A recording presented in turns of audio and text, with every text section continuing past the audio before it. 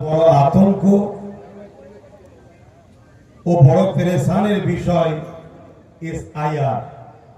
চেষ্টা করব যদি সময় হয় ওটা নিয়েও দু এক কথা বলা। কেন আহলে সুন্নাত ওয়াল জামাত ধর্মপ্রেম, মানব প্রেম, দেশপ্রেম, এই তিনটে বিষয়ের উপরে আহলে সুন্নাত ওয়াল জামাত কাজ করে। তাই আমরা দেশের ব্যাপারেও কথা বলার অধিকার রাখি, মানুষের ব্যাপারেও কথা বলার অধিকার রাখি, পাশাপাশি ধর্মের ব্যাপারেও কথা বলার অধিকার রাখি। তবে মনে রাখবেন, আমরা যে কথাগুলো বলি এ কথাগুলো তথাকথিত রাজনীতির নেতাদের মতো মিথ্যা বলি বলে যায় না। আমরা যেটা বলি সত্য কথা বলি, ন্যায়ের পক্ষে বলি, ইনসাফের পক্ষে বলি, মানবতার পক্ষে বলি। সেই কথাগুলোই আমরা বলি যেগুলো বাস্তব ঘটছে তাই। যেমন আজ আপনারা নিশ্চয়ই জানেন, উত্তরপ্রদেশে এক অসভ্য বর্বর জালিম স্বৈরাচারী শাসক চলছে, যে একটার পর একটা সংবিধান বিরোধী, সমাজ বিরোধী, মনুষ্যত্ব বিরোধী, পাশাপাশি ইসলাম বিরোধী কর্মসূচি করছে।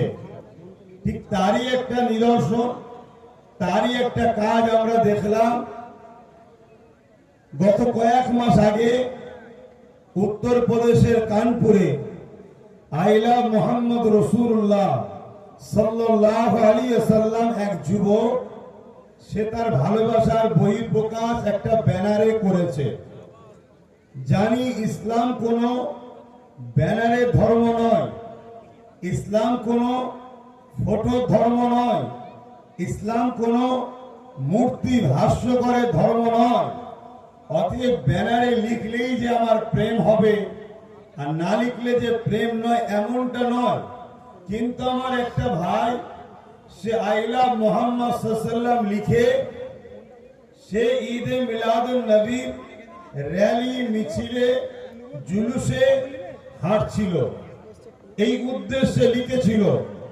তাকে উত্তরপ্রদেশের সরকার, কানপুরের প্রশাসন তাকে এফআইআর করেছে, বন্দী করেছে এবং তার পক্ষে যারা আন্দোলন করতে নেমেছে তাদের উপরে নানানভাবে জুলুম অত্যাচার চালিয়েছে।